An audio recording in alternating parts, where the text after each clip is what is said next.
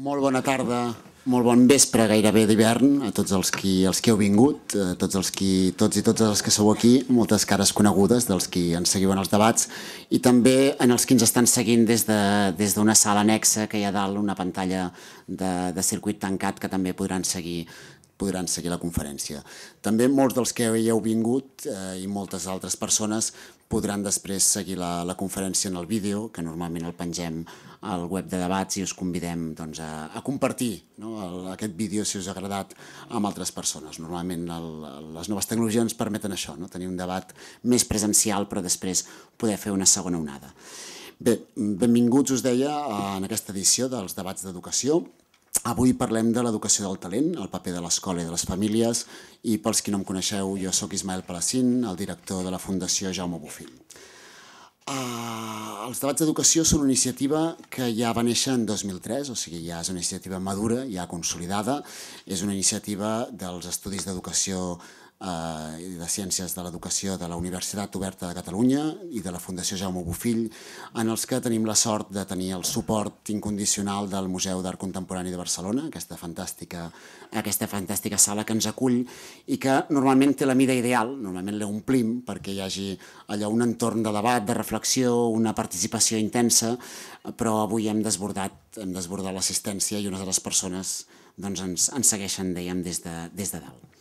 Deia que és un projecte madur que hem anat aconseguint l'objectiu que ens proposaven, que és aportar veus i mirades plurals, diverses, potents, sovint molt reflexives però també sovint visionàries, moltes d'elles del context internacional, sobre quins són els reptes de l'educació avui i quins són els reptes de l'educació que ve, de l'educació de demà i de demà passat.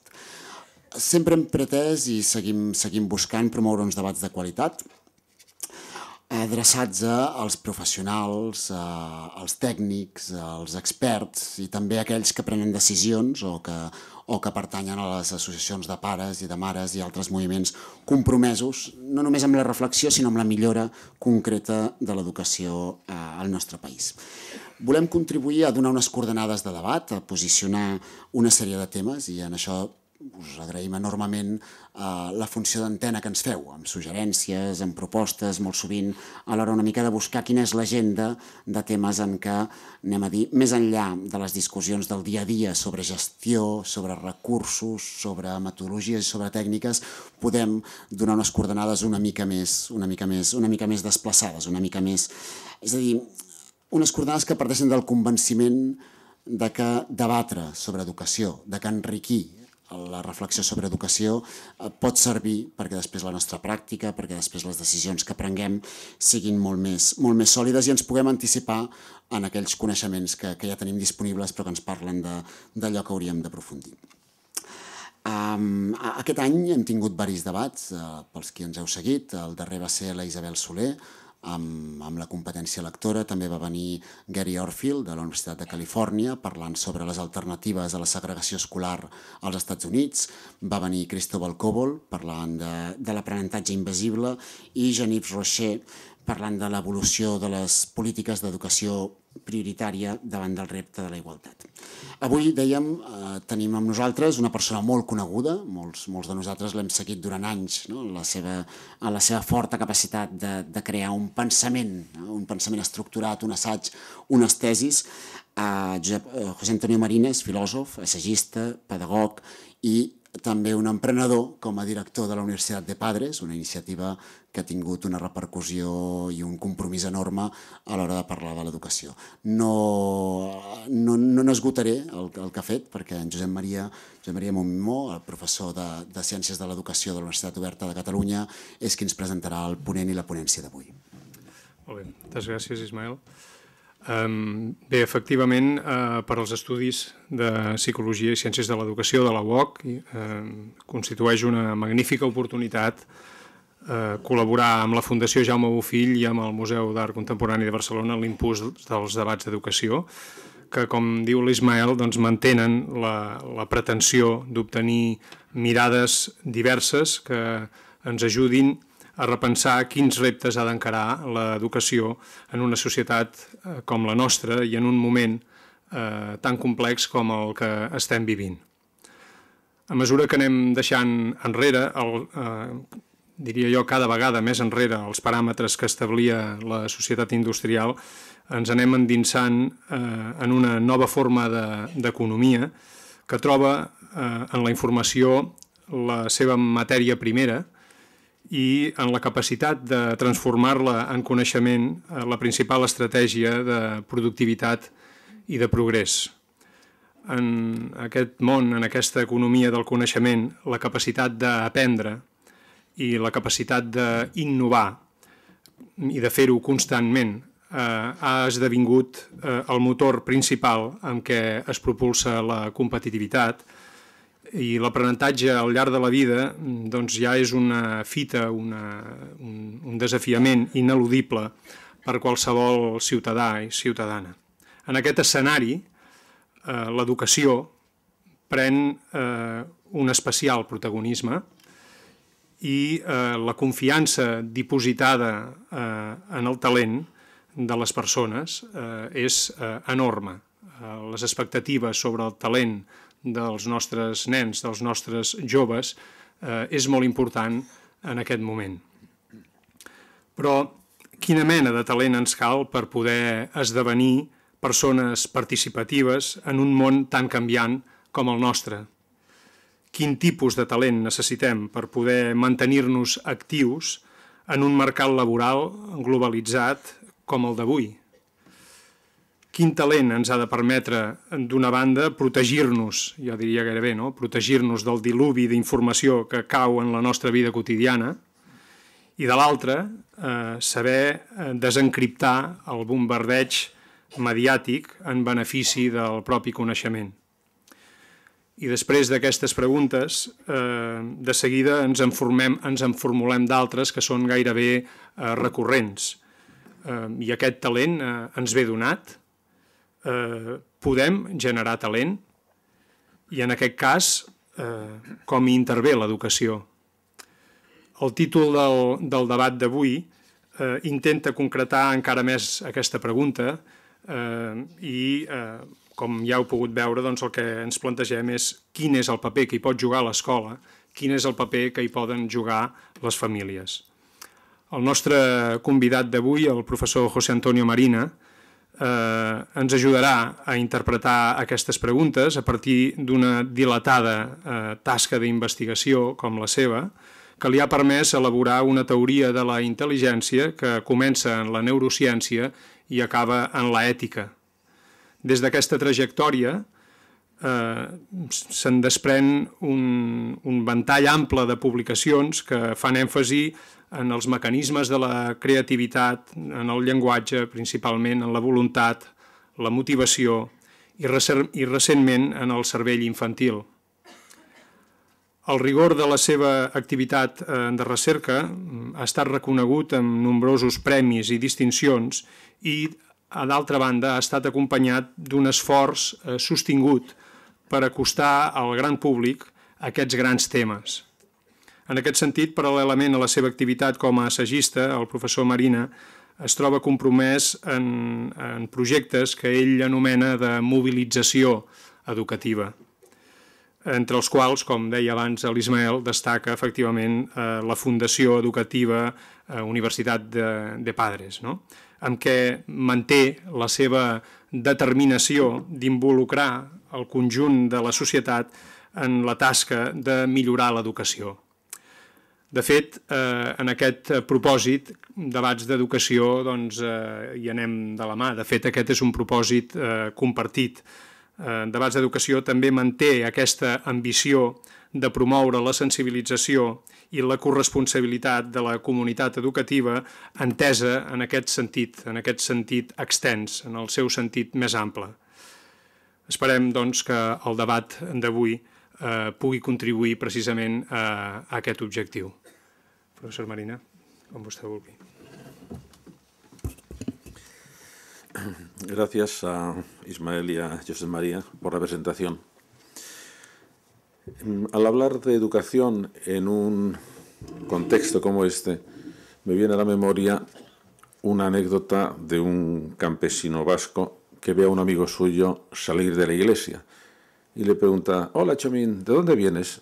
Pues de aquí, de la iglesia, de oír hablar el cura. ¿Y de qué ha hablado? Pues ha hablado de Dios. ¿Y qué ha dicho? Pues parecía partidario. Bueno, sin duda alguna, todos somos partidarios. Pero esto de que somos todos partidarios nos ha metido en un discurso educativo, retórico, lleno de afirmaciones muy globales. Lo más importante de todo es la educación, que no se lo cree nadie. En España no interesa a nadie la educación, como dicen todas las encuestas que hace el CIS, que aparece siempre en el puesto 14 o 15 de las preocupaciones españolas, de manera que no preocupa. Y este es uno de los asuntos graves que no preocupa, que más o menos, bueno, pues todo va a salir bien, nunca llegará la sangre al río. Entonces, yo apuesto por una visión de la educación realmente fuerte. Primero, cuando estamos hablando de educación, estamos hablando del acto que nos constituye como especie. No somos ni animales racionales, no, somos la especie que educa a sus crías. Y eso es nuestra característica. Y cuando la educación coge un cerebro de un niño, está cogiendo un cerebro creado en el Pleistoceno y 10 años más tarde es un cerebro moderno. ¿Por qué? Porque hemos conseguido que en ese espacio de tiempo prodigiosamente corto, un niño asimile no los conocimientos, esos no son muy importantes, sino todas las destrezas que la humanidad ha ido inventando costosamente en 250.000 años. Por ejemplo, el lenguaje. Por ejemplo, regular las emociones. Por ejemplo, regular las emociones mediante el lenguaje. Por ejemplo, comunicarse con los demás. Por ejemplo, organizar modos de vida comunicativos. Eso no venimos con ello de fábrica. Eso lo aprendemos o no lo aprendemos. De manera que cuando estamos hablando de educación, la educación es el acto que transfigura la biología en humanidad. En los casos que tenemos de niños que han sido raptados por lobos y que por lo tanto se han educado entre lobos, sabemos que han adoptado pautas lobunas, no pautas humanas. No han sabido hablar, no han aprendido a hablar. Su cerebro estaba preparado para aprender muchas cosas, pero lo que ha aprendido no era lo que aprende un niño a través de lo que llamamos educación. En segundo lugar, que sabemos cómo educar. Y ahí voy a apostar muy fuerte. Un sistema educativo de una comunidad o de una nación se puede mejorar en 5 años. Y por lo tanto, quejarnos tanto de qué barbaridad, qué problema, el fracaso escolar que tenemos, el abandono escolar que tenemos, cifras absolutamente indecentes, que lo son. No podemos estar con unas cifras de abandono escolar o de fracaso escolar que no son lo mismo, del alrededor del 30-32%. Eso estamos literalmente haciendo un agravio a los derechos fundamentales de esos niños, que tenían el derecho a aprender. Y por tanto lo estamos haciendo muy mal. ¿Y es que no hay remedio? Sí, sí, claro que hay remedio. Porque además, mejorar un sistema educativo en 5 años puede hacerse sin elevar sustancialmente el presupuesto. De manera que esa excusa que tenemos todo es que esto es muy caro. No, no. No hace falta, a partir de todos los datos que tenemos, nos dicen que a partir de un 4,5% del Producto Interior Bruto dedicado a educación, ya lo que interviene en la mejora no es tanto el aumento en las inversiones como la bondad en la gestión. Y lo que necesitamos es buena gestión educativa. Bueno, y entonces si podemos hacerlo, ¿por qué no lo hacemos? Esa es la pregunta del millón. ¿Pero que podemos hacerlo? Podemos. ¿Que sabemos hacerlo? Sabemos. Lo otro ya, bueno, que cada uno se lo responda. Y en tercer lugar, que cuando estamos hablando de educación, estamos hablando de cosas que nos afectan a todos los días, no de cosas que afecten a la suerte de los niños que están en periodo educativo. Los estudios que tenemos, por ejemplo, de Herring-Janusek, nos dicen que la subida de la prosperidad económica de una nación, si va a ser estable y si va a ser sostenible, tiene que apoyarse en una subida paralela del nivel educativo de esa nación. Y cuando se produce un desbarajuste, una separación, como pasó en España, en que subió muchísimo el nivel de prosperidad económica, sin que subiera paralelamente el nivel educativo, eso es técnicamente una burbuja económica. Y eso antes o después estallará. Porque solamente se mantienen estables cuando la subida del nivel económico y la subida del nivel educativo van lo más paralelas posible. En el año 2020, el 85% de los puestos laborales van a ser de alta cualificación. Pues piensen ustedes en sus hijos. Como no tengan alta calificación, se van a quedar absolutamente marginados. Y nosotros, como economía, nos vamos a quedar marginados. El mundo, no sabemos muy bien cómo va a ser el futuro, pero sabemos algunas cosas muy claras. Va a ser un mundo globalizado, lo cual quiere decir que vamos a estar compitiendo todos, ¿por qué? Por un puesto de trabajo. Y que entonces se va a llevar el puesto de trabajo, porque el puesto de trabajo va a atraer todo lo demás. No es que donde haya capital vaya a venir los puestos de trabajo, es que donde haya buenos puestos, buena gente para ocupar los puestos de trabajo, va a ir el capital.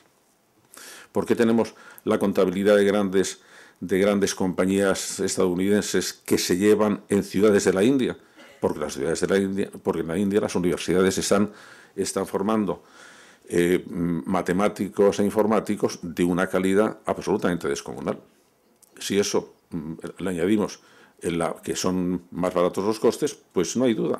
¿Se irá todo el mundo a la India? Pues se irá todo el mundo a la India. Y nosotros pues nos podemos quedar como proveedores de mano de obra barata no cualificada. ¿Es eso lo que queremos? Pues yo creo que no. Pues entonces vamos a ver si unimos todas estas cosas y decimos, a ver, vamos a terminar con el discurso pesimista, que es un sistema de excusas que nos vamos transmitiendo uno de otros. Los padres acusan a la escuela de que no forma. La escuela dice a los padres, bueno, es que nos mandéis unos niños que hay que ver. Por fin nos ponemos de acuerdo. La culpa de todo la tiene la televisión. La televisión dice, a mí no me mire. Si yo no educo ni deseduco, yo lo único que hago es vender publicidad. Si usted me pone delante de la pantalla a alguien que quiera teatro griego y música clásica, en 24 horas le cambio la parrilla. Vamos, tráigame usted ese espectador. A ver, tráigamelo. Bueno, por fin decimos al gobierno, usted, arréglenos esto. Y el gobierno dice, sí señor, voy a cambiar la ley. Cambia la ley y todo vuelve a empezar. Y todo vuelve a empezar. ¿Por qué? Porque la ley en temas sociales, naturalmente que es necesaria, pero sin embargo lo que necesita es, como antes recordaba Josep María, lo que hace falta es movilizar a la sociedad entera para decir, que es la tribu entera la que educa. Que es la tribu entera la que educa. Y que para educar bien hace falta una buena tribu. Y si la tribu es mala, pues la escuela y la familia vamos a estar parcheando como podamos. Y por eso creo que era muy necesario que alguien se decidiera a hacer una carta de los deberes educativos de la sociedad. Los niños tienen el derecho a ser bien educados. Y siempre que hay un derecho, hay un deber correspondiente. Los niños lo que tienen es el derecho a ser bien educados. Y los deberes nos incumben a todos. En uno en más profundidad que en otro. Padres y docentes, sin duda alguna, más profundamente, más extensamente, más intensamente. Y el resto de los ciudadanos, pues también. ¿Por qué? Porque todos estamos educando, queramos o no queramos. Dicho así las cosas, nos encontramos con lo siguiente. La riqueza de las naciones, por empezar por el nivel más elemental de justificación, la riqueza de las naciones ya no se funda, como hasta hace no mucho tiempo, ni en el territorio, ni en la población, ni en las materias primas, ni en el capital. ¿En qué se basa? Pues se basa en el talento individual y en el talento social, porque hay sociedades inteligentes y hay sociedades estúpidas, que se caracterizan, igual que las personas, por su diferente capacidad para resolver los problemas y para plantearse los problemas, es decir, las metas. ¿Por qué utilizo el término de talento? Si el término de talento no es un término científico, no es un término riguroso, no es un término que se usa en pedagogía, la verdad es que nos viene de otro campo, nos viene del campo del management. En las empresas, todas las empresas están en busca del talento, hay cazadores de talento. ¿Por qué lo incorporo? Bueno, lo incorporo en primer lugar porque pretendo definirlo con claridad. No nos basta decir la inteligencia, no nos basta ni siquiera decir mayor o menor nivel de inteligencia. ¿Por qué? Porque una cosa es la inteligencia que se tiene y otra cosa es el uso que se hace de la inteligencia. Por ejemplo, un alumno mío de primero de bachillerato, con un cociente intelectual de 130 y tantos, 140, muy inteligente. Además, un chico que es muy estudioso y que saca muy buenas notas. Pero es un chico al que le gustaba mandar. Y entonces en su barrio se convierte en cabecilla de una banda de chicos, casi todos fuera del sistema educativo, a los que mangonea, con los que empieza a cometer pequeños hurtos.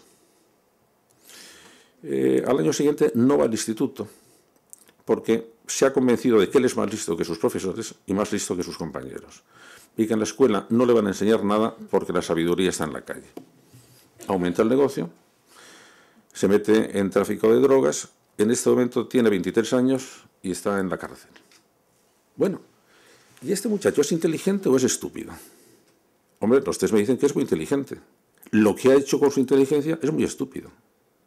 Entonces vamos a ver, cuando estamos hablando de educación, ¿qué es lo que vamos a hacer? ¿En qué nos estamos moviendo? El importar la palabra talento es porque a lo que me estoy refiriendo no es la inteligencia que tenga una persona, es a lo que hace con ella. Es decir, es una inteligencia, en primer lugar, en acto, no en potencia. No, en potencia no hay inteligencia que valga.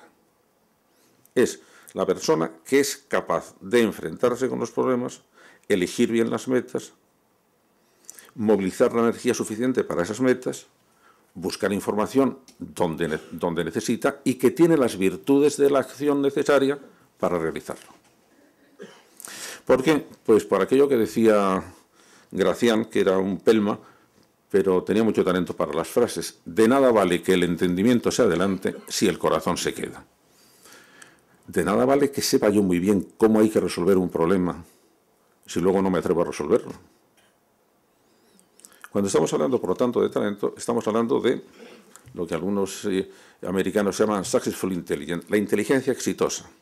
No suena bien. No, esa inteligencia es la inteligencia resuelta. Palabra maravillosa. Hombre, la inteligencia resuelta es la que resuelve problemas y además lo hace con resolución, es decir, lo hace con ánimo, lo hace con la valentía suficiente. Y estamos aquí ya moviéndonos en un tema que sí permite saber que es conveniente que lo eduquemos, porque va a ser precisamente la fuente de todas esas soluciones que estamos esperando para nuestra vida, que deseamos que tengan nuestros hijos o nuestros alumnos y que desearíamos también nosotros. El asunto está, bueno, si esta es la gran riqueza de las naciones, ¿y esto se puede generar? Claro que se puede generar. ¿Por qué? Porque el talento no está antes de la educación. Antes de la educación hay biología. El talento está después de la educación. De manera que la educación, su objetivo primordial es generar talento. Después vendrán otras instancias que tendrán que gestionar el talento. Las empresas, las universidades. No. Pero en la escuela tenemos claro, nosotros tenemos que generar talento. Tenemos que generar esa energía personal y, a ser posible, también social. ¿Para qué? Para elegir las metas y saberlas alcanzar. Y eso exige un entrenamiento, eso exige también saber cosas, pero tenemos que saber exactamente que lo que estamos hablando es de una capacidad de generar soluciones, no solamente pensarlas, sino también ponerlas en práctica. Es un tipo de inteligencia, me gustaría recordarlo, que es que tiene influencia para la vida, es práctica. ¿Por qué? Porque una de las grandes equivocaciones, maravillosa equivocación, pero equivocación, que ha tenido la cultura occidental, es pensar que la función principal de la inteligencia era conocer y su culminación era la ciencia. No. ¿Por qué? Porque nosotros nos tenemos que enfrentar con dos tipos de problemas. Unos son los problemas teóricos y otros son los problemas prácticos. La ciencia resuelve problemas teóricos. Y un problema teórico, por muy complicado que resulte, se resuelve cuando conozco la solución. En cambio, un problema práctico no se resuelve cuando conozco la solución, sino cuando la pongo en práctica, que suele ser lo difícil. Contaban de un senador americano que decía, pero miren ustedes, ¿por qué están tan preocupados por el conflicto entre judíos y palestinos?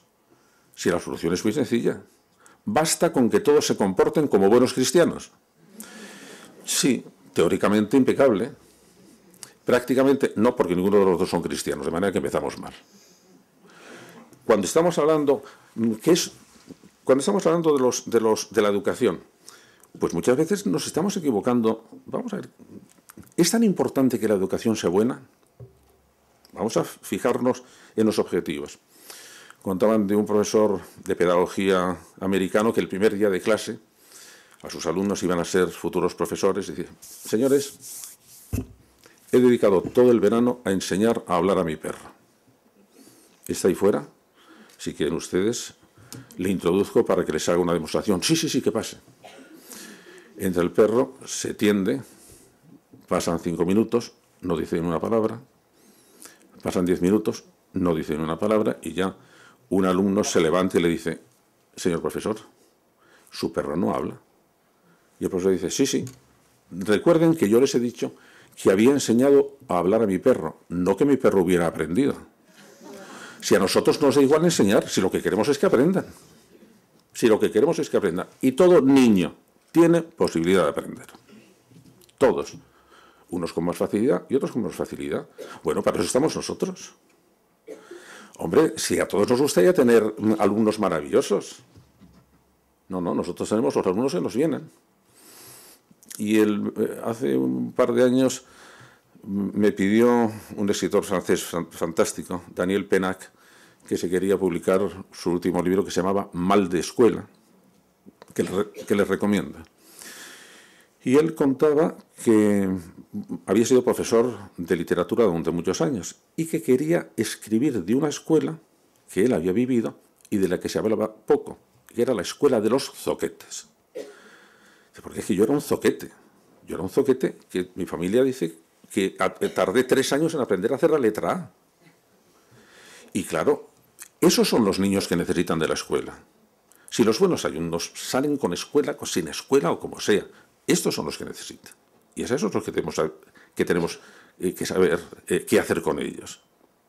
Y él, después de contar toda su historia, de que estuvo a punto, casi bordeando la delincuencia juvenil, precisamente porque necesitaba que algún profesor le mirara con buenos ojos, porque a lo largo de toda su historia en la escuela nunca había recibido un elogio. No se le ocurrió otra cosa que un día que tenían sus padres abierta la caja de caudales, le saca una cantidad de dinero para hacer un regalo al profesor. Los padres que ven que ese crío no da pie con bola en el colegio y que además les roba, le meten en un colegio, digamos, de alta disciplina, donde llega ya con una especie, como dicen los franceses, de renommé de beauté à soutenir, con un prestigio a mantener. Él era el trasto y tenía que estar haciendo trastadas. Y cada vez se metía en líos más grandes. Para excusarse, daba las explicaciones más extravagantes de por qué había hecho eso. Así termina la primera parte con la siguiente frase: y en aquel momento un profesor me salvó. Y entonces cuenta por qué le salvó. Y le salvó en realidad porque le dijo: oye, Daniel, tú cuentas unas historias fantásticas. No, señor profesor, si todo lo que digo es... Deja. Tú tienes un talento para contar historias fantásticas. Entonces lo que quiero es que me escribas historias. Y hacemos un contrato. Yo te juzgo tus historias como si fueras un escritor y tú te comprometes a presentármelas sin faltas de ortografía. Porque si no tengo que estarte corrigiendo las faltas de ortografía y no me fijo en tu talento de escritor. Y él contaba, por primera vez alguien me dijo que hacía algo bien. Y claro, terminó de escritor, naturalmente. ¿Cómo no va a terminar de escritor? De manera que nosotros debemos saber que tenemos la capacidad de conseguir que los alumnos generen su talento. ¿Sabemos cómo hacerlo? Sabemos cómo hacerlo. ¿Sabemos cómo debe ser ese tipo de talento? Sí, sabemos algunas cosas. En primer lugar, cuando estamos hablando de talento, estamos hablando de una franja de la inteligencia muy básica y muy flexible. He visto que está aquí en el auditorio una de las personas que más saben de inteligencias múltiples en España, que es la madre Monserrat del Pozo. Esto está por debajo de las inteligencias múltiples. Porque lo que estamos hablando es de aquellos hábitos intelectuales, afectivos o ejecutivos, y luego les explico lo que es lo de ejecutivos, que el niño debe tener, ¿para qué? Bueno, pues para poderse enfrentar con los problemas. Dentro de esos hábitos, naturalmente que hay hábitos de conocimiento. Es la instrucción, pues tendrá que saber lenguaje, tendrá que saber matemáticas, tendrá que saber inglés, ¿de acuerdo? Y lo otro es más importante. Lo que estamos haciendo es que el niño vaya formando su personalidad con una serie de hábitos operativos, hábitos afectivos, hábitos cognitivos, que son los que realmente le van a dar la entereza y la capacidad suficiente para utilizar lo que sabe. Porque si no, puede saber mucho y no saberlo utilizar. Por ejemplo, ¿qué queremos? ¿Que un niño sea activo o pasivo? Hombre, pues que sea activo. ¿Por qué? Porque cuando un niño es pasivo, eso le hace que vaya a vivir siempre en retirada, que vaya a tener muchos problemas porque va a necesitar sentirse dependiente de algo, que va a adquirir unos comportamientos rutinarios, que está bordeando muchas veces la depresión. Es decir, no se puede vivir en retirada.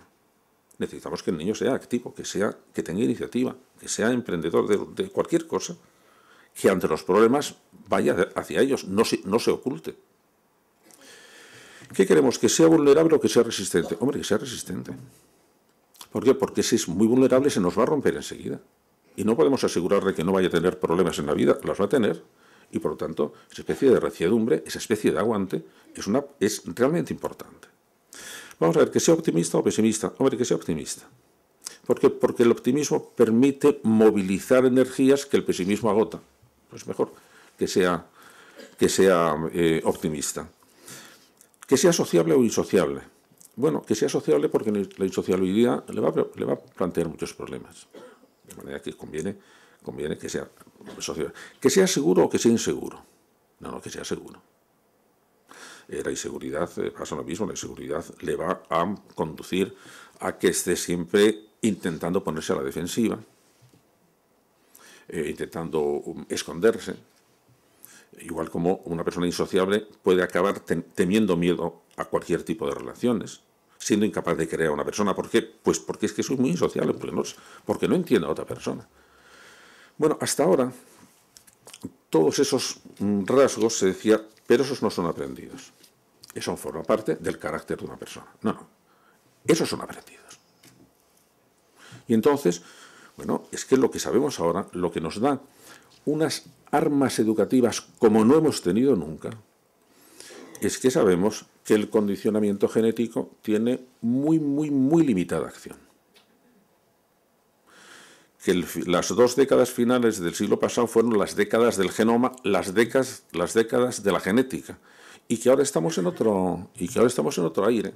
Ahora estamos en la época de la epigenética. ¿Y eso qué es? Pues para explicarlo de una manera muy elemental. Naturalmente que nosotros nacemos con un código genético estructurado. Pero de ese código genético hay genes que se expresan y genes que no se expresan. Es decir, hay genes que actúan y genes que no actúan. Y que lo que hace que unos genes actúen o que otros genes no actúen, pero por ejemplo, incluso en el momento que se está produciendo el cableado de nuestro cerebro, es la experiencia que está teniendo el niño, es decir, la educación. Y que por lo tanto no es a un lado la genética y a otro la educación, es que la educación está activando la genética. Y por lo tanto lo que nos estamos moviendo es en un terreno realmente muy, muy potente y con muchísimas posibilidades en el momento que sepamos hacerlo, porque una de las cosas que tiene que hacer la escuela actual es aprovechar dentro de la escuela lo que la neurociencia nos está diciendo. Que nos está diciendo cosas absolutamente fantásticas, pero que no las estamos aprovechando. Las aprovecha la clínica, pero no las aprovecha la escuela.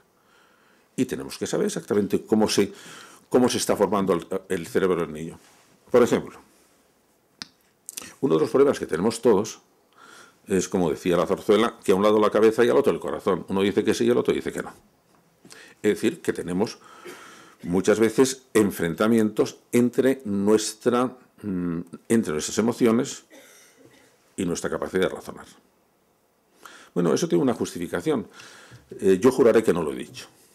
El cerebro humano es como si fuera una cebolla.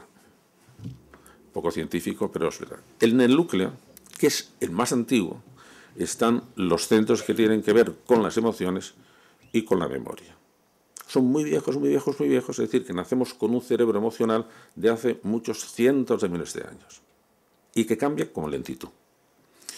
Según nos vamos a las capas de arriba son las más modernas y las que aprenden con muchísima rapidez, velocísimo. 2 semanas de una persona haciendo juegos malabares, se detecta en las imágenes funcionales por emisión de positrones que han producido cambios en el cerebro. En 2 semanas. Es decir, cambia con una velocidad absolutamente fastuosa. Entonces nos encontramos con un cerebro que piensa muy rápido, aprende muy rápido, y un cerebro que se resiste a cambiar las emociones. ¿Cuál es la solución que ha buscado nuestro cerebro? Pues que la zona, a su vez, más moderna, de la parte más moderna, que son los lóbulos frontales, actúan como director de orquesta, a ver cómo consigo, hacen una tarea de malabarista, que no se me caiga ninguna bola, a ver cómo consigo que todo esto se mantenga en el aire. Pero ahora sabemos que si el lóbulo frontal puede controlar la fuerza, realmente la energía que viene del mundo emocional, es porque el lóbulo frontal tiene una serie de conexiones que intervienen en la parte más emocional. Pero esas conexiones sabemos ahora que se van formando en el niño entre los 18 y los 24 meses. Y que se hacen mejor o peor según la emoción, según la experiencia educativa, informalmente educativa, que está teniendo el niño. Bueno, sabemos que tenemos un punto de una enorme trascendencia. Sabemos que el niño está evolucionando en estas cosas que os he explicado, que está evolucionando a lo largo de toda su trayectoria. Sabemos, por ejemplo, se nos está diciendo que una de las razones por las que el cerebro, por la que los adolescentes sean tumultuosos y un poco erráticos, era en primer lugar por la descarga hormonal a la cual le hemos hecho la culpa de todo. No, lo que ahora sabemos es que hay 2 grandes épocas del aprendizaje.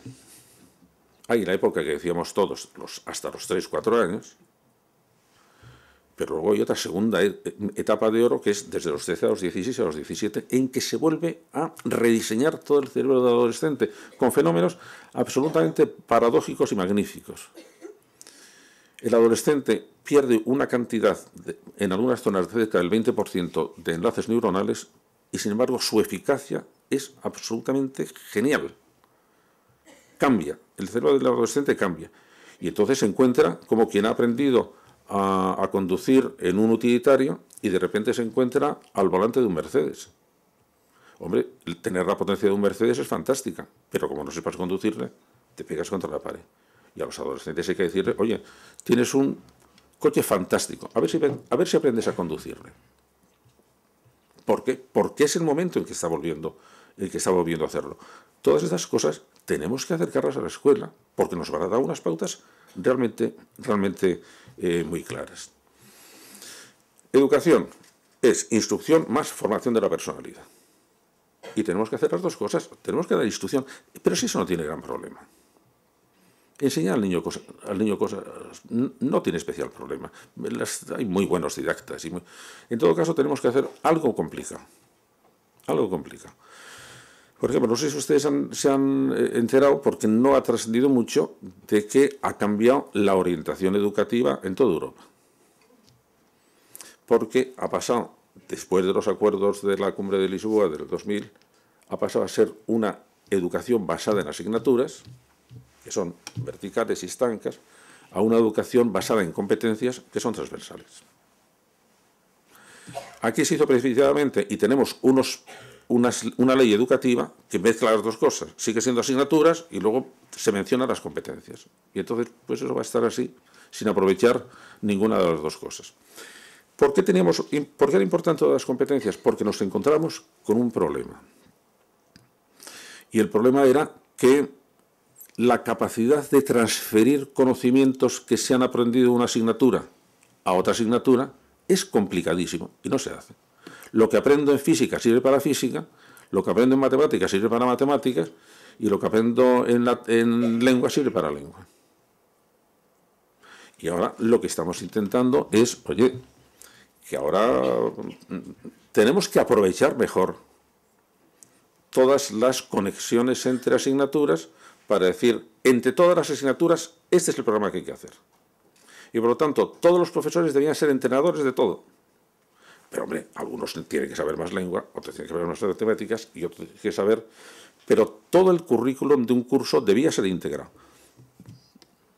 Porque entonces sabríamos dónde hay que fomentar todas este tipo de cosas. Por ejemplo, donde tratamos la capacidad, la habilidad de enfrentarse con problemas es una habilidad de tipo general. Antes decía que por encima, en lo que yo estoy hablando, esta concepción del talento es mucho más básica que las inteligencias múltiples que vienen después. ¿Por qué? Porque sea cual sea la inteligencia que tengas, que sea pictórica, que sea dinámica, que sea racional, que sea científica, necesita aplicar unas cosas muy básicas. Por ejemplo, la capacidad de mantener el esfuerzo. ¿A qué inteligencia funciona? No, tendrá que ser en todas. Esa es una habilidad básica, mucho más básica. Por ejemplo, la capacidad de prever las consecuencias. Por ejemplo, la capacidad de elegir metas y no equivocarse. Todas esas son cosas muy básicas. Sea cual sea la inteligencia que tengas, esto pertenece al fundamento común que deben tener todas las cosas. Por ejemplo, vamos a hablar de problemas. ¿Cómo me enfrento con problemas? Bueno, el esquema de enfrentarse con problemas es un esquema muy parecido en todos. Lo que cambia son los elementos que influyen. Entonces puedo tratar problemas en matemáticas, puedo tratar problemas en química. Vamos a ver, no puedo tratar la historia como un conjunto de problemas bien resueltos o mal resueltos. Evidente. No puedo estudiar el lenguaje como muy relacionado con los problemas, pero si la mayor parte de los problemas de la convivencia se plantean a través del lenguaje. Por ejemplo, ¿cómo resuelvo los malentendidos? ¿Cómo resuelvo mi capacidad de expresarme? ¿Cómo resuelvo mi dificultad para entender a otra persona? Es que esos son problemas. Es que si yo lo que estoy diciendo es, mira, es que hay una cosa que necesitamos fomentar. El afrontamiento de problemas. ¿Vamos a darlo en todas las asignaturas? Porque forma parte de la inteligencia que queremos desarrollar, que se caracteriza por cosas... El talento que debemos generar se caracteriza por varias cosas. Primero, es activo. Y por lo tanto, lo que tenemos que mantener, insistir en todos los alumnos, es que tengan una posición activa ante una actitud activa, una actitud de yo no me voy a retrasar, yo no voy a huir, yo voy a enfrentarme con el problema. Yo voy a aguantar el enfrentarme con los problemas. El segundo, ahora se habla, por ejemplo, de la competencia de aprender a emprender cosas. Si no queremos que todos los niños se hagan empresarios, lo que queremos es que todos los niños sean capaces de emprender cosas, porque el emprendimiento era la virtud del iniciar. Así como la perseverancia es la virtud de mantenerse. Y las dos cosas las necesitan los niños. ¿Para qué? Para su vida propia. Entonces, ¿qué pasa? Que como la actividad tiene que estar dirigida por proyectos, hombre, tenemos que introducir la enseñanza por proyectos a todos los niveles de la educación. Ah, pero en infantil también. ¿Pero cómo va a hacer un niño un proyecto? Sí, te lo voy a explicar. Cuando un niño se pone a dibujar, una mala concepción de lo que es la creatividad es, niño, haz lo que quieras. No, eso no es creatividad, eso es espontaneidad, que es otra cosa. Y la espontaneidad puede ser muy tonta. No, eso no tiene nada que ver con la creatividad, el haz lo que quieras. Porque al niño se va a ocurrir una bobada. Si dices, oye, no, antes de empezar a dibujar, dime qué vas a dibujar. Pues voy a dibujar un tren. Ah, muy bien, pues vas a dibujar un tren. Pues a ver cómo dibujas un tren. Porque eso tiene una importancia enorme. Primero, el tener un proyecto fija la atención del niño. Y en este momento tenemos un problema que los niños no fijan la atención. Y no es verdad que tengamos el 15% de niños hiperactivos, como ha aparecido hoy en la prensa. No, tenemos posiblemente un 3,5% o un 4% como mucho de niños hiperactivos, neurológicamente hiperactivos. Los demás son niños que no han aprendido a fijar la atención y por lo tanto no tienen un problema neurológico, tienen un problema educativo que no les hemos enseñado a fijar la atención. ¿Por qué? Porque la atención hay que aprenderla también.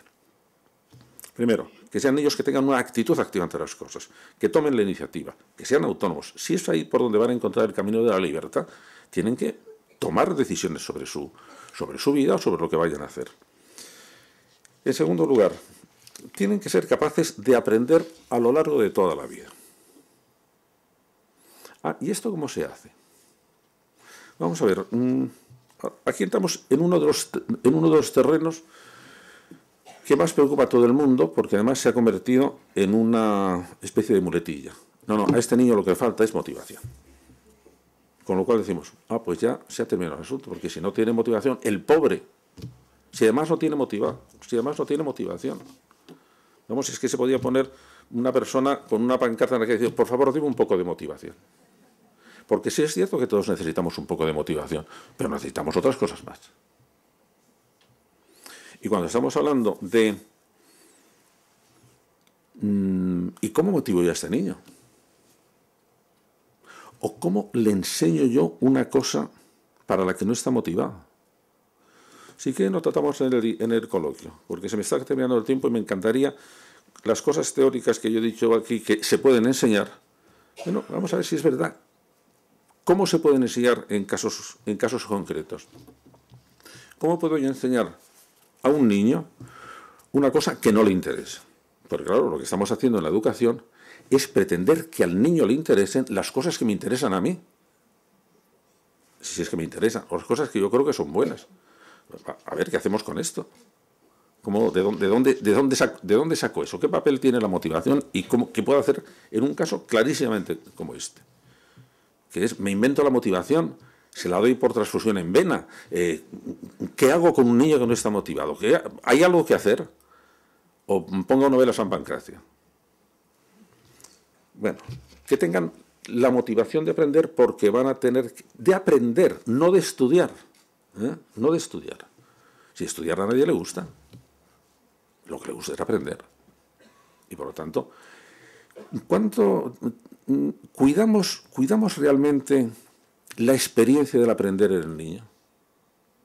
La cuidamos, se lo explicamos,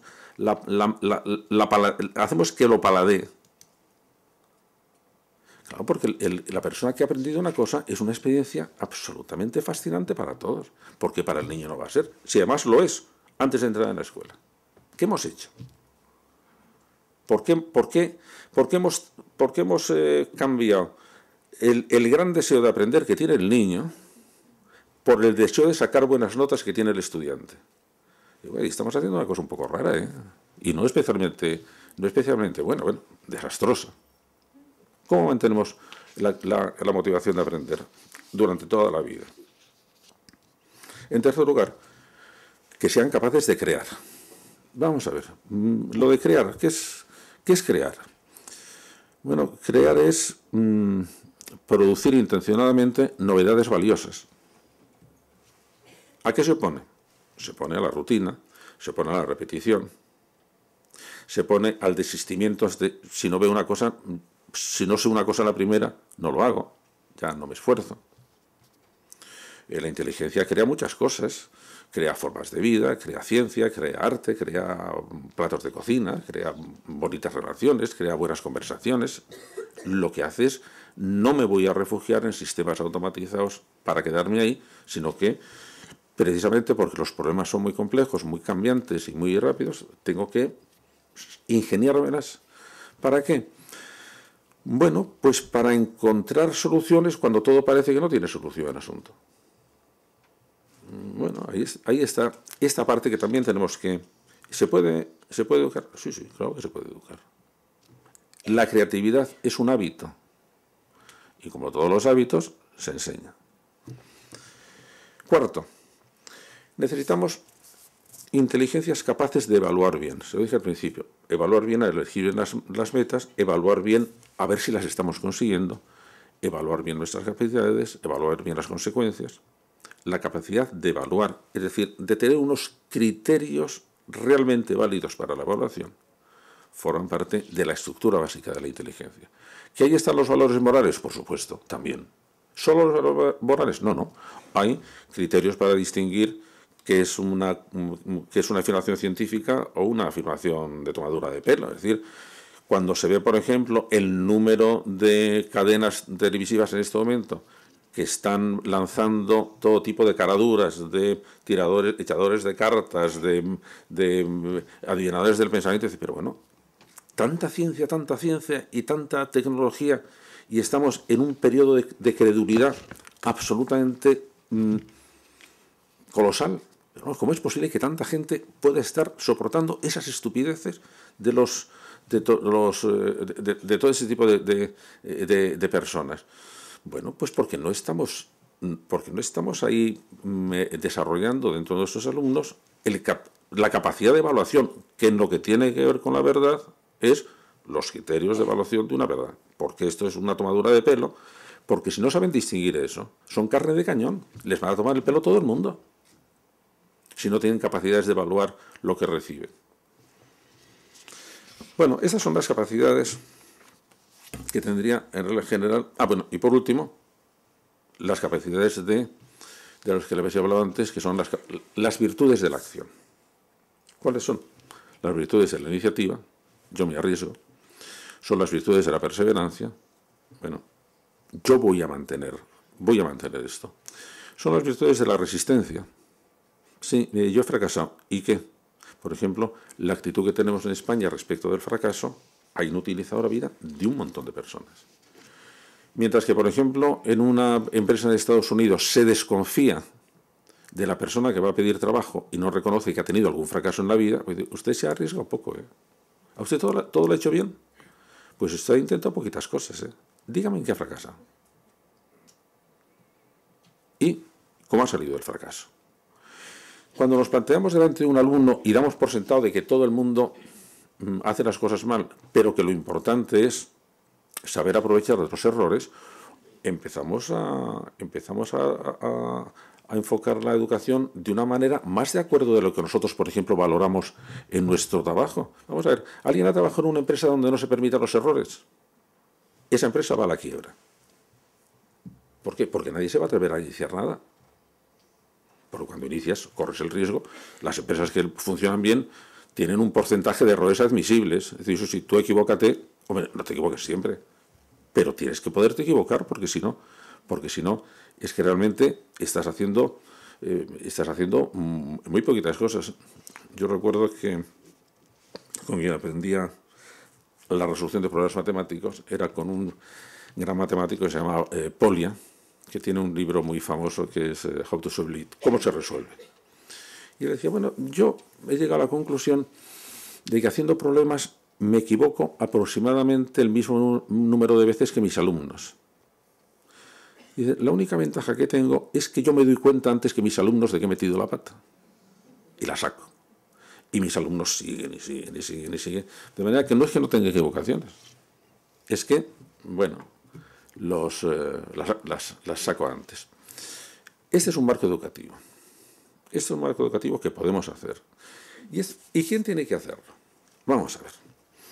Yo he tenido una experiencia, realmente, en los últimos años, una experiencia muy notable de tipo práctico. Hace 5 años fundé la Universidad de Padres, que es para ayudar a los padres en la educación de sus hijos desde el último trimestre del embarazo hasta los 16 años.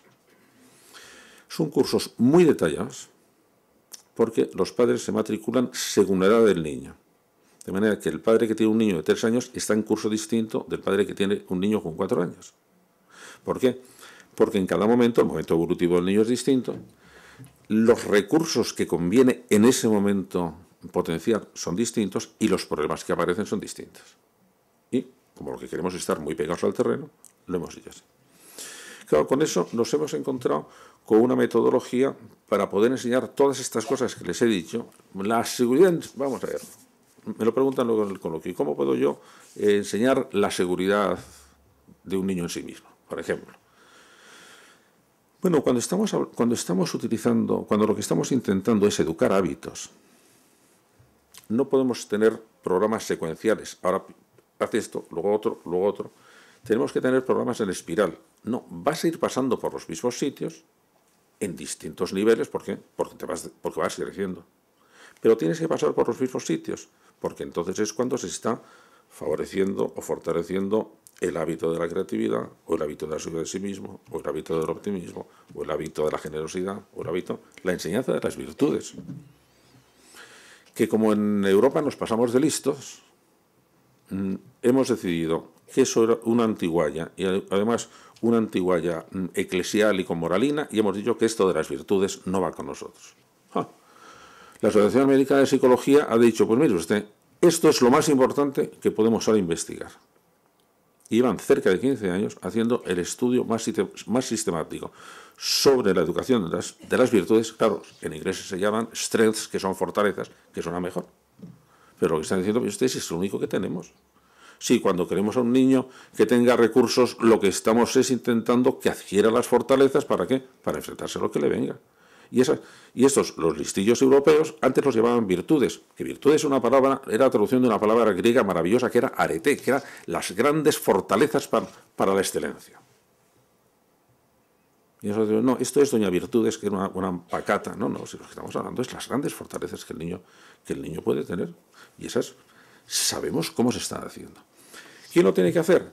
Pues ahí tiene que haber una colaboración entre la escuela y la familia. Pero no una mezcla, no, una colaboración.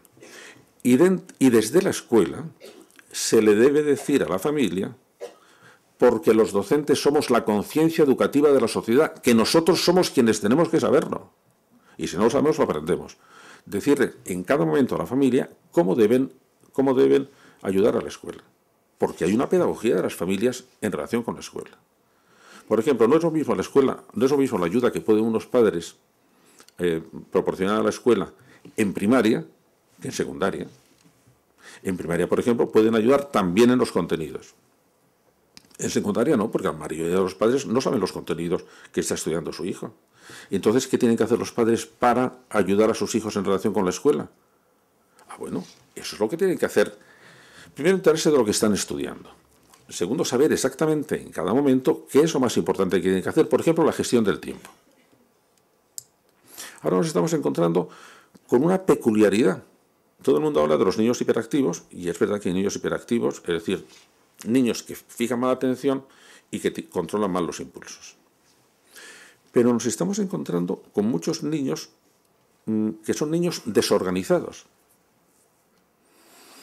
Y es muy interesante, porque son niños que parece que no tienen claras ni las secuencias temporales, ni tienen claras las situaciones espaciales. No es que sean desordenados por vagancia, que es como lo somos todos. No, es que no tienen una percepción clara de la estructura espacial. Es que no la encuentran. Son niños, por ejemplo, que pierden mucho las cosas. Bueno, ¿y este niño por qué pierde tanto las cosas? Hay un libro muy divertido que se llama ¿Cómo el perder demasiado las llaves es un obstáculo para destacar? Una cosa así. Make a difference. Sí, es verdad, hay niños que pierden mucho las cosas. Hay niños que tienen un orden rarísimo para vestirse. Primero se ponen un calcetín, luego se van a desayunar, luego se ponen la camisa, luego se ponen el otro zapato, luego por fin, se me ha olvidado los calzoncillos, luego por fin la camisa. ¿Estos niños qué pasa? Que tienen muchísima dificultad para percibir la secuencia de las cosas. Cuando a ese niño le ponemos delante, por ejemplo, de un razonamiento, resulta que también, o delante de la sintaxis, resulta que también tienen muchas dificultades, porque es como si hubiera un módulo del desorden que no acaban de hacer. Oye, eso tenemos que saber qué hacer con ellos. Lo sabemos hacer, empezamos a saber cómo hacerlo. Ahora sabemos, por ejemplo, que un niño no nace con voluntad. O la aprende o no la aprende. Y sabemos ahora en qué procesos y en qué momento de su desarrollo el niño va adquiriendo esas habilidades fundamentales que después decimos, este niño es capaz de dirigir su comportamiento, es capaz de controlar los impulsos. Y ahora sabemos que son 4 etapas. Una, la inhibición del impulso, y esa es muy pronto, y los padres tienen una gran importancia. Otra cosa es la capacidad de deliberar.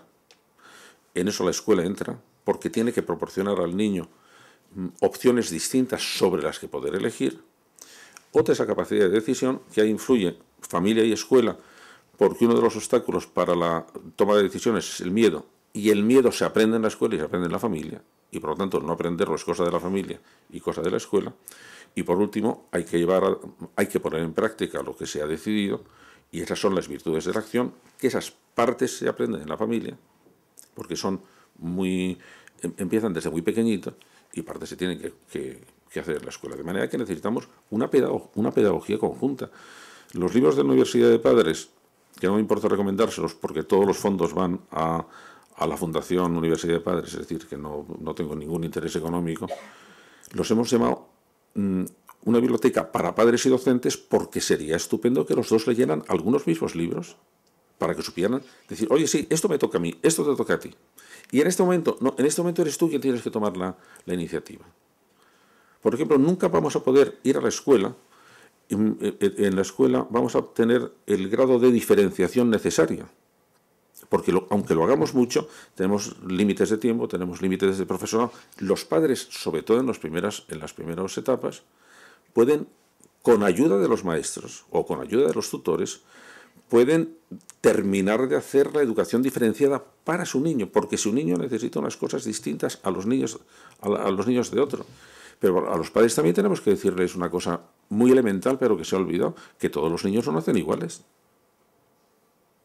Y que, por lo tanto, hay un periodo posiblemente entre 2 años o 2 años y medio, que lo que tenemos que ver es que esos niños se vayan acomodando bien al entorno. Y eso es cosa de los padres.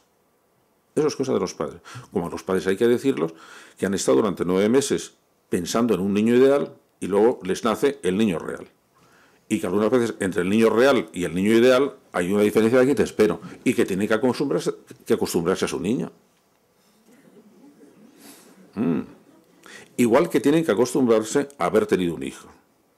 Porque el número de problemas de la pareja que aparece cuando se tiene el primer hijo son sorprendentes. Es decir, es como si de repente no lo hubieran pensado. Pero bueno, claro que es muy complicado, claro que supone un enorme cambio. Bueno, pues eso habrá que decirse. Conclusión. Importancia de educación, toda. ¿Sabemos cómo hacerlo? Lo sabemos. ¿Quién lo tiene que hacer? Escuela y familia, colaborando de una manera inteligente y no al tuntún. ¿Quién debe hacerlo? ¿Quién debe decirlo? Hombre, yo creo que nosotros como educadores, los que lo seamos, tenemos que saber qué es lo que tiene que hacer la escuela e indicar en la familia qué es lo que debe hacer la familia en colaboración con la escuela. ¿Resulta muy caro? No, resulta muy caro. No resulta muy caro. Y entonces, aquí es la pregunta del millón. ¿Y si podemos hacerlo? ¿Y si nos parece importante hacerlo? ¿Por qué no lo hacemos? Pues es el misterio de la naturaleza humana y ya en eso pues no me meto. Muchísimas gracias.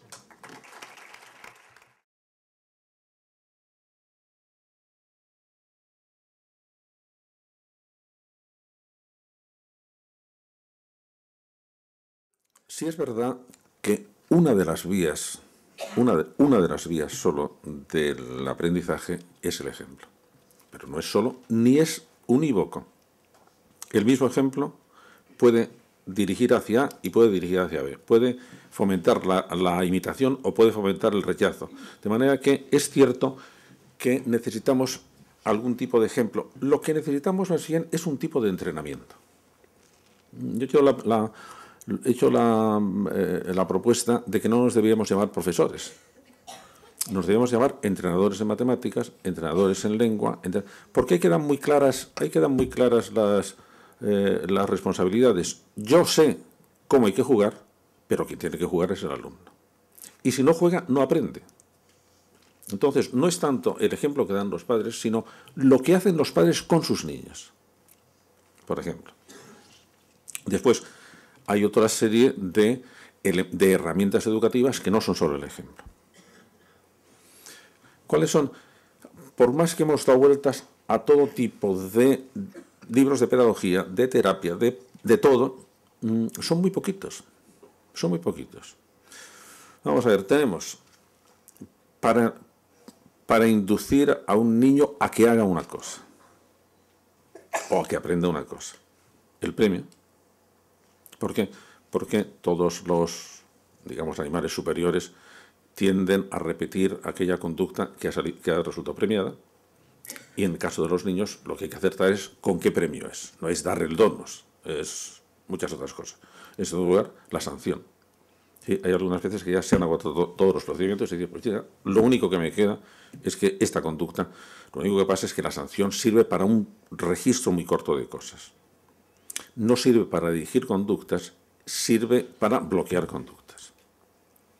Si el niño quiere meter el dedito en el enchufe, se le da un buen cachete en la mano porque sabe que no tiene que meter el enchufe.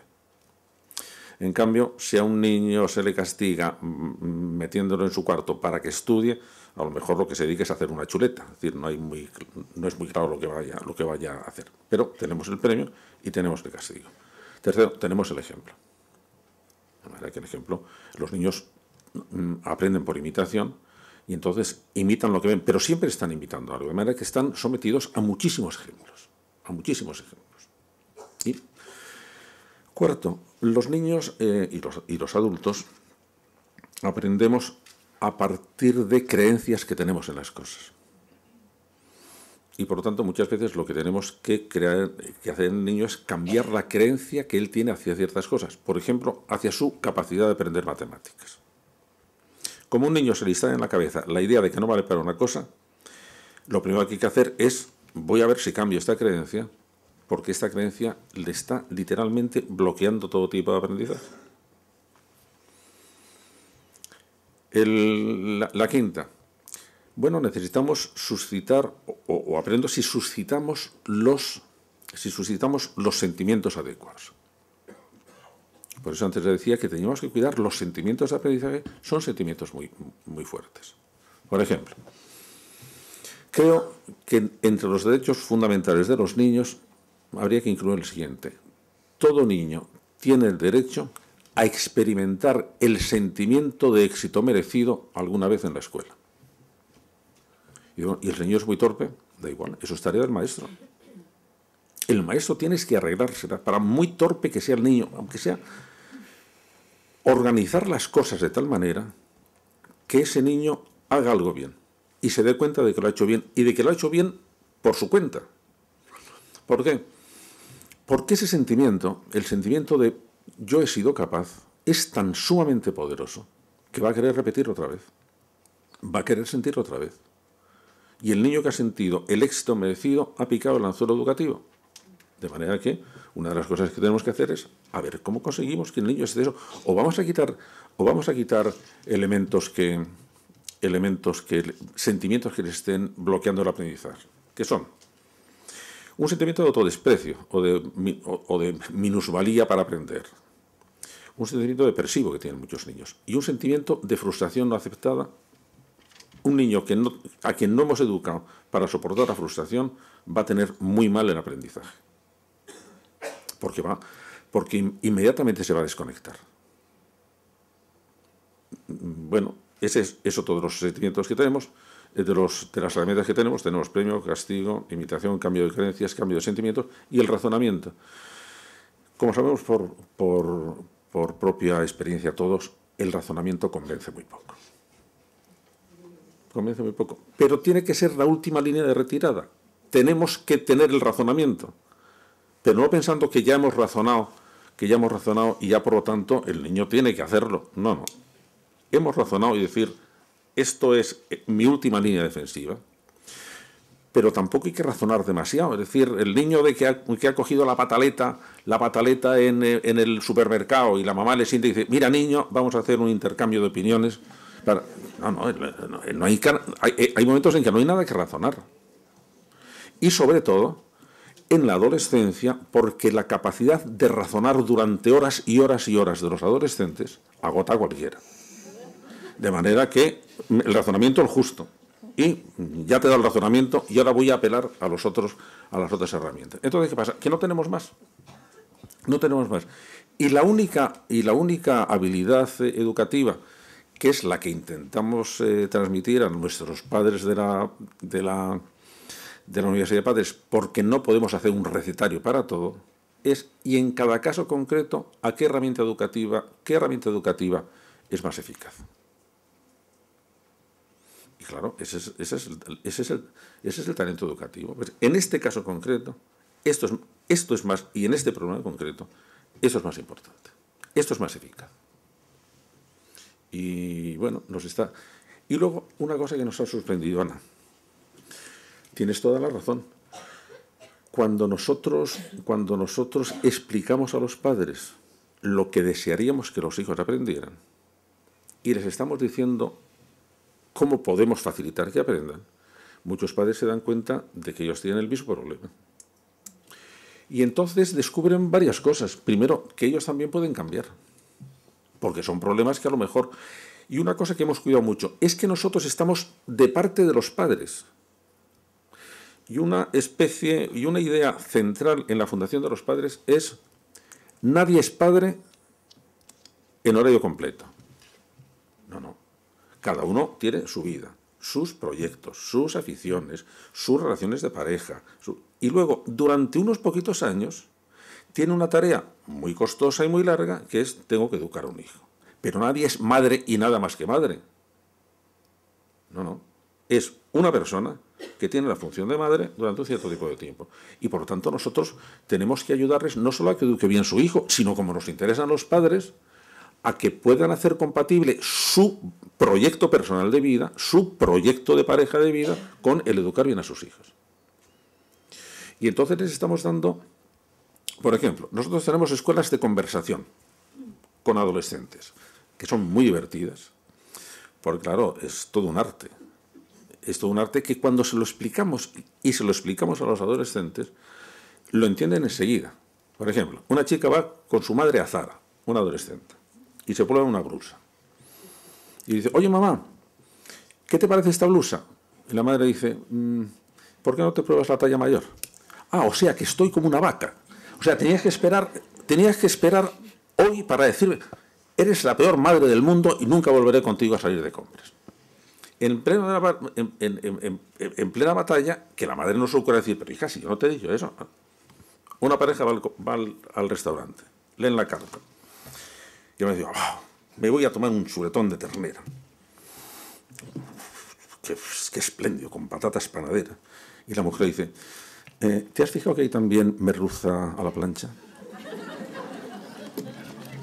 Respuesta del marido: ¿es que te vas a estar siempre metiendo con mi comida? No, si he dicho que había, si lo único que he dicho es que había merluza a la plancha. Bueno, dicho así, todos nos metemos en ese asunto. Cuando se lo explicas, entonces ves hasta qué punto los malentendidos, todos caemos en malentendidos. Bueno, esto que ha hecho, que estaba dirigido a la relación de los padres con los adolescentes, ha tenido tal éxito que ahora tenemos una escuela de conversación entre parejas. ¿Por qué? Pues porque resultaban los mismos problemas. Pero son problemas muy tontos. Por ejemplo, esto como es de corazón a corazón os tuteo. ¿Os habéis dado cuenta con qué facilidad una conversación que tenemos, hay un momento en que cambia de vía? Si coges una vía, bien, y si coges otra vía, y a lo mejor, ejemplo, el marido o la mujer viene muy cabreado de la oficina.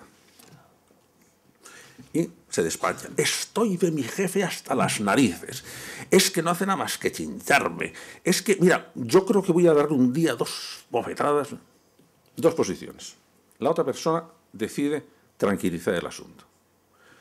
Y dice: bueno, pero no lo tomes así, si es que ya sabes que tu jefe tiene siempre muchas preocupaciones y que... Bueno. ¿Le estás defendiendo? O sea que... No le estoy defendiendo, pero oye, bueno, es que tú también algunas veces, Pepe, te pones un poquitín... o sea que tengo yo la culpa de todo. Pero el asunto ha ido mal. ¿Era mala la intención de la otra persona? No. Pensaba que la mejor solución era: voy a quitar ya el asunto. Otra posibilidad: mira, es que no sé cómo aguantas a tu jefe. Yo creo que mañana debías despedirte. Ya está bien de que te tome el pelo. Mañana vas y le dices: métase usted el puesto donde la quepa. Y ya está. Entonces, bueno, en fin, si no es para tanto, vamos, no es para tanto, si es que yo también muchas veces me caliento con facilidad. Cuando le explicas hasta qué punto, tenía mala intención alguno, ¿no? Si querían seguir una conversación y hacerlo bien, pero se han equivocado de vía.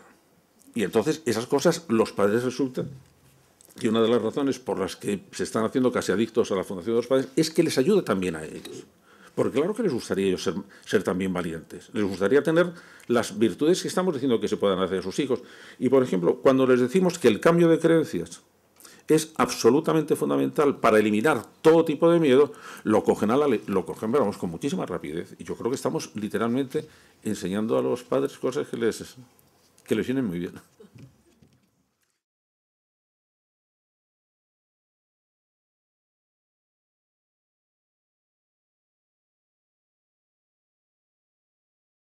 Yo creo que en este momento necesitamos elaborar una superciencia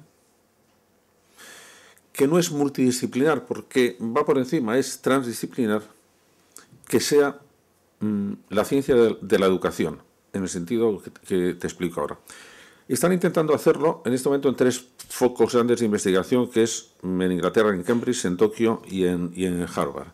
Allí lo están llamando a este complejo MBI, que es las iniciales de Mind, Brain and Education. Entonces lo que están intentando es decir, ellos creen que la superciencia tiene que ser una especie de cosa procedente de la neurociencia, que es la que nos dice cómo funciona el cerebro y cómo funciona el aprendizaje y cómo deberíamos organizar todo esto. Me parece que se equivocan porque no es lo suficiente potente esta ciencia. Pero tenemos que hacer algo por una razón. Hasta ahora, todo a lo largo de la historia de la humanidad, los sistemas educativos han sido siempre conservadores y a remolque de la sociedad. ¿Por qué? Porque lo que hacía un sistema educativo, fuera formal o informal, era una sociedad determinaba esto es lo que tenemos que transmitir a la generación siguiente. Y entonces cogía como correa de transmisión la escuela, a la que se le pedían muy poquitas cosas, que fuera fiel en su transmisión y que fuera eficaz en su transmisión. Pero es posible que ni pensara ni tuviera nada que decir sobre el asunto porque no era su competencia. Ahora nos encontramos en un sistema mucho más complicado. ¿Por qué? Entre otras cosas porque la sociedad no sabe muy bien qué es lo que tiene que transmitir. ¿Quién va a decidir lo que hay que transmitir a la generación siguiente? ¿Los científicos? No. Cada científico sabe de su ciencia. Y muchas veces tienen problemas, incluso cuando le preguntas a un matemático qué deben saber de matemáticas, porque dices que yo en este momento solo entiendo como mucho el 5% de las matemáticas que se hacen, de manera que no tengo una visión general para saber qué es lo que hay que hacer, pero en todo caso de matemáticas. Entonces, ¿quién lo decide? Los políticos. Y los políticos que saben acerca de esto. Entonces, ¿quién puede saber dentro de una sociedad qué debemos transmitir a las generaciones siguientes? Y luego cómo transmitirlo. Y a mí me parece que eso es de urgente necesidad. Hace unos siglos serían los filósofos, pero los filósofos están en un estado un poquitín complicado. Están perdiendo su incardinación en los problemas reales. Y muchas veces digo, sin embargo, que la filosofía es un servicio público. ¿Por qué? Porque esta era su función. La función es, mira, es un saber muy totalizador, tengo que saber de todas las cosas y tengo que saber unos criterios, a ver cómo decido esto. Porque hace falta alguien que les diga a la sociedad, mirar, tal como están las cosas, tenemos que elegir entre 3 cosas. ¿Para qué educamos? ¿Para lo que hay? ¿Para lo que es previsible que haya? ¿O para lo que sería bueno que hubiera? Oye, a ver, tenemos que decidir las 3 cosas, ¿eh? ¿Cuál de estas 3 cosas? ¿O cómo la mezclamos para hacer el cóctel lo mejor posible? Y eso hay que pensarlo en serio. En este momento tenemos un problema gravísimo, una posibilidad enorme y un problema gravísimo. La posibilidad enorme, la introducción en la escuela de las nuevas tecnologías. Es una posibilidad fantástica y además es necesaria. Van a vivir en un medio informático. Hay que enseñarlo y hay que enseñarlo. Tiene un peligro. Está corriendo la idea de que ¿para qué vas a aprender lo que puedes buscar? Eso es un disparate de tal categoría que en este momento nosotros desde la educación tenemos que decidir varias cosas. ¿Qué es lo que tiene que tener cada persona en su memoria? ¿Y qué es lo que puede tener en el ordenador? Porque como se equivoque, no va a dar pie con bola. Porque en último término la creatividad no viene de lo que esté en el ordenador, viene de lo que esté en tu memoria. Pero no podemos tener todo en tu memoria. Entonces, ¿qué? Tenemos que hacer un tipo de programas educativos donde se diga, y esto hay que aprendérselo de memoria, ¿eh? No buscar información, eso no vale para nada. ¿Por qué? Pues porque un burro conectado a Internet sigue siendo un burro. Y entonces nos interesa que dentro de Internet esté gente muy lista y que sepa muchas cosas, que sepa lo justo. ¿Para qué? Para aprovechar Internet. Y nos encontramos con el problema, que dices tú, naturalmente que tenemos que ir haciendo una selección de, pero ¿qué transmitimos a las otras sociedades? ¿Qué transmitimos a las otras generaciones? A mí me parece que el modelo, que os he expuesto de una manera muy rápida, hombre, sí se puede convencer de que es un buen modelo. Porque tiene, por debajo, está aprovechando cosas que nos vienen de muchas ciencias. Cuando estamos diciendo, por ejemplo, que la inteligencia humana tiene dos pisos. Uno que es la que produce ocurrencias, que pueden ser ocurrencias, ideas, deseos, obsesiones, todo lo que sea, y luego un piso superior que es la que controla todo aquello, que son las funciones ejecutivas del lóbulo frontal. Eso nos lo está diciendo la neurociencia. Si lo aplicamos a la escuela, estamos diciendo, mira, yo tengo que intentar que este niño tenga buenas ocurrencias. ¿Eso qué quiere decir? Que tenga buenas ideas y que tenga buenos sentimientos y que se le ocurran buenos proyectos, ¿de acuerdo? Y luego tengo que hacer que este niño aprenda a valorar eso, a seleccionar y a decir, esto sí y esto no. ¿Por qué? Porque ese es el buen juego. ¿Que hay muchas reticencias? Sin duda alguna hay muchas reticencias, pero yo creo que eso hay que explicarlo muy bien y hay que ir diciendo al docente que ahora se le exigen cosas que no se han exigido nunca, que es que debemos tener con mucha claridad la idea de lo que vamos a hacer, porque somos la conciencia educativa de la sociedad, y si no lo pensamos nosotros, no lo va a pensar nadie. Y nosotros entonces tenemos que tener una cualificación, sobre todo en la enseñanza secundaria. ¿Por qué? Porque la enseñanza secundaria a mí me gusta mucho decir que yo soy catedrático de secundaria porque he querido ser catedrático de secundaria. Porque ahí sí hay un problema educativo de enorme magnitud. Ser catedrático de física cuántica en tercero de física es facilísimo. Hombre, hace falta saber física cuántica. Ser profesor de física en cuarto de la ESO, amigo, eso toca cantar. ¿Por qué? Porque no basta con que sepas física. Tienes que saber un montón de cosas. Por ejemplo, ¿qué pasa con el yihad islámico? ¿En clase sí o en clase no? ¿Eso qué tiene que ver con física? No, con física no, pero con educación sí. ¿Qué pasa si descubres que una alumna tuya está produciendo está adquiriendo una anorexia y te lo ha contado una amiga suya y no lo sabe en su familia? ¿Qué haces?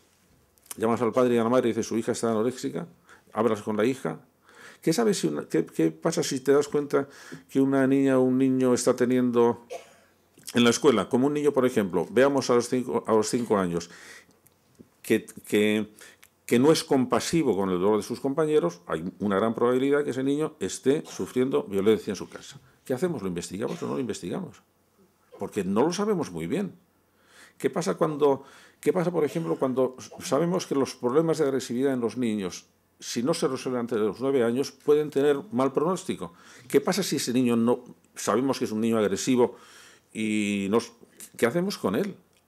Pero si eso no me lo han enseñado en magisterio. Pues no, pero alguien tendrá que hacerlo, porque es la última oportunidad que va a tener el niño.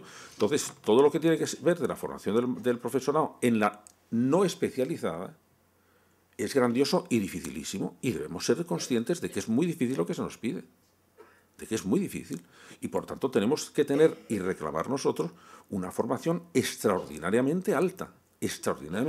¿Por qué? Porque los docentes somos un cuerpo de élite, social. Pero no podemos reclamar el prestigio y el respeto de la sociedad si no damos nosotros un paso adelante. Es decir, sí, necesitamos más formación, necesitamos estudiar más, porque no puedo contagiar el gusto de estudiar a mis alumnos si a mí no me gusta estudiar.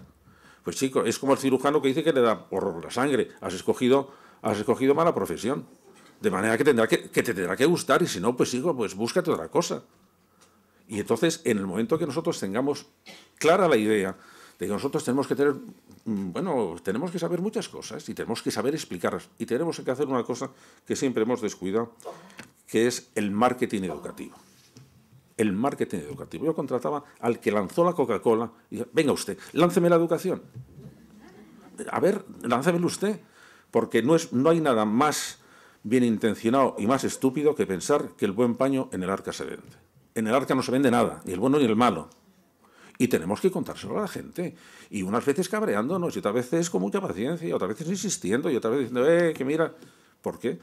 Pues porque tenemos que cambiar la cultura de la escuela y decirles, estamos en la sociedad del aprendizaje, y quien no esté dispuesto a aprender toda su vida va a ir de cráneo. Y a ver si lo... O sea que es el siglo del docente.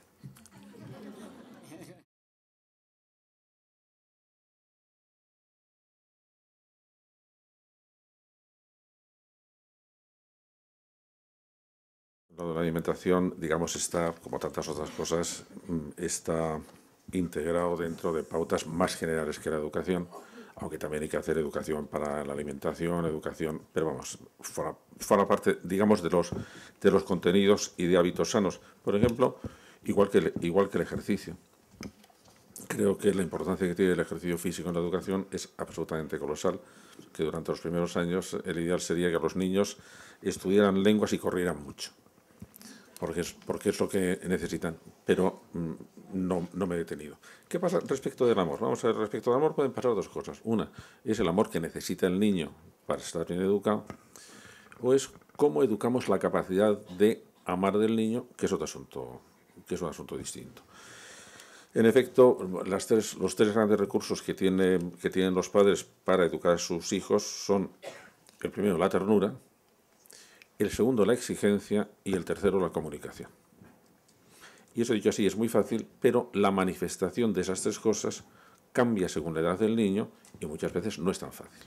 ¿Por qué? Porque, por ejemplo, el caso concreto es el de los adolescentes. Los adolescentes necesitan manifestaciones de amor de sus padres y les horrorizan las manifestaciones de amor de sus padres. Con lo cual los padres están, pues chico, no sé qué hacer contigo, pues porque están en un proceso de acercamiento y de independencia, que es así. ¿Hace falta que el niño esté rodeado de amor? Por supuesto. Pero el amor, yo a mis alumnos les tengo prohibidos que utilicen la palabra amor, porque lo mismo vale para un roto que para un descosido. Acabo de ver en la prensa antes de ayer, dio 27 puñaladas a su mujer por amor.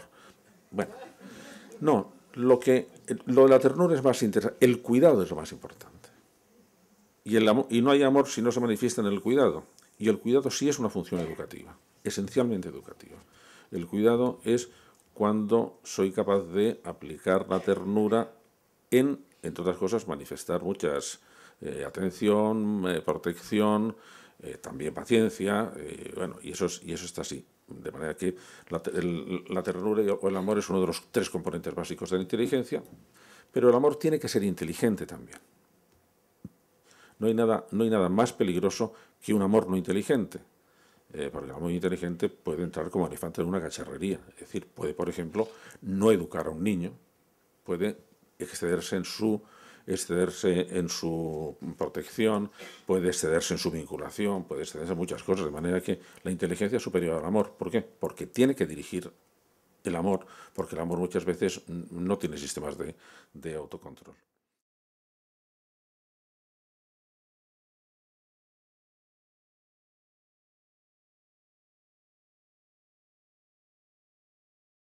Respecto de la escuela de padres, sí, por eso tiene razón, la escuela de padres tradicional, que es en el centro educativo, tiene muy poco éxito porque van muy poca gente y van los que ya no necesitan ir a la escuela de padres. Por eso en la Universidad de Padres hemos hecho todo online. Online, no podemos hacer que los padres vengan a una escuela de padres. Bueno, la escuela de padres va a casa de los padres. Eso ha tenido muy buena acogida. Y eso que les decimos que van a tener que trabajar, porque no es ir y dar una conferencia. Los cursos duran 10 meses y tienen que hacer sus actividades, que siempre son prácticas. Y tienen que ponerse en contacto con el tutor y participar en los foros. Y lo que le decimos es, mirad, si queréis hacer esto, vais a tener que dedicar al mes unas 5 horas. Al mes, ¿cuándo? Cuando queráis. Todas a ratitos, seguido, por la noche, por la mañana, cuando os venga bien. Pero sabéis que tal como están organizados los cursos, al fin del mes vais a tener que ocupar de esto unas 5 horas. Y los alumnos lo hacen. Y de hecho hacen mucho más tiempo, pero lo tienen muy cómodo. Y cuando ven de repente que uno de los foros está tratando un tema que les interesa, pues siguen con el tema, de manera que se pasan de lo que... Pero saben que esto es una tarea, pero que es una tarea que se pueden organizar. Respecto de qué tipo estamos, claro, es que ese es el problema, está en que, pues un poco lo que decías tú respecto de los profesores, cuando tenemos que producir un cambio cultural, o un cambio de un sistema, o un cambio de un centro, lo primero que tenemos que saber es ¿y cómo se gestiona un cambio? Es decir, ¿cómo se hace y quién lo hace? En este asunto yo creo que debemos empezar, desde luego lo peor de todo, esperar que lo haga otro. Eso, lo peor de todo. Entonces lo que vamos a ver es cómo podemos empezar a hacerlo nosotros y cómo nos ponemos en relación. Un acto como este es un acto de gestión del cambio. Modesto, vete a saber, pues no sabemos, nunca se sabe qué repercusión puede tener, pero hablar de estas cosas, hablar de las posibilidades que tenemos, hablar de que cuando un político se escude en no tengo presupuesto y por lo tanto no va a mejorar la enseñanza, decir que no va por ahí, que eso es mentira, que se puede mejorar la enseñanza. Cuando diga, es que no sé por dónde empezar, te lo voy a decir cómo se mejora un centro. Mejora primero el equipo directivo y segundo mejora los profesores. Y luego todo lo demás vendrá a continuación. ¿Por qué? Bueno, pues porque así es como funciona. Pero si es que tenemos hojas de ruta de las buenas reformas educativas, no intente explicarse. Pero yo creo que ahí, por la parte que me toca, los docentes tenemos que ser los que estemos ahí diciendo, mira, no me tomes el pelo.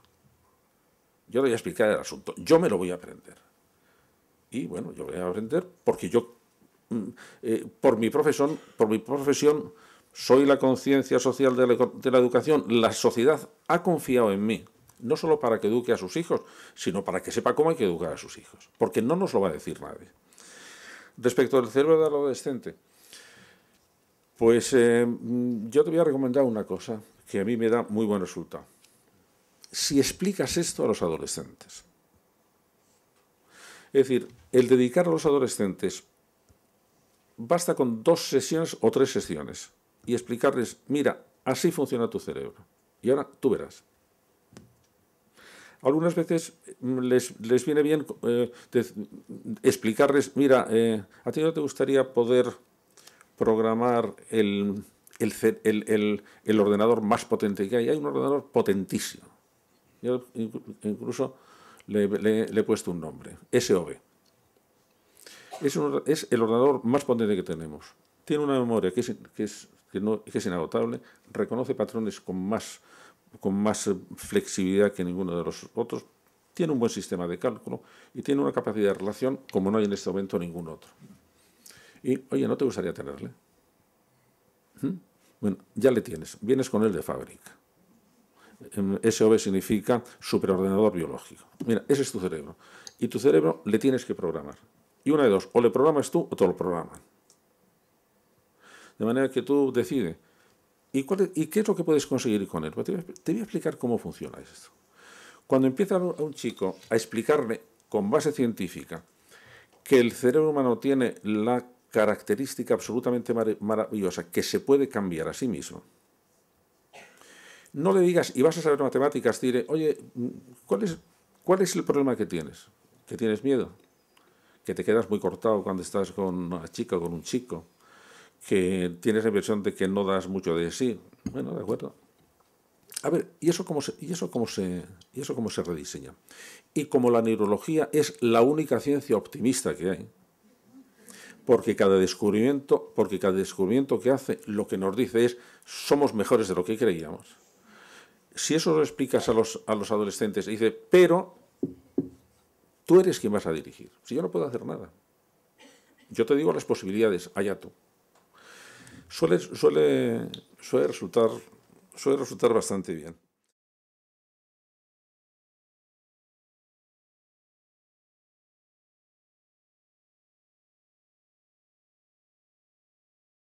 Bueno, los niños adquieren muy bien las virtudes, lo que hay que saber cuáles son. Entonces, por ejemplo, en la primaria creo que hay que empezar por la virtud de la compasión. Dices, hombre, esto... Sí, todos los niños espontáneamente desarrollan compasión por los compañeros entre los 28 o 30 meses. Y muy poquito después, conductas de ayuda. suelen perderlo a los 5 años, de manera que ahí hay un periodo que no nos conviene que lo hagáis. ¿Por qué es importante lo de la compasión?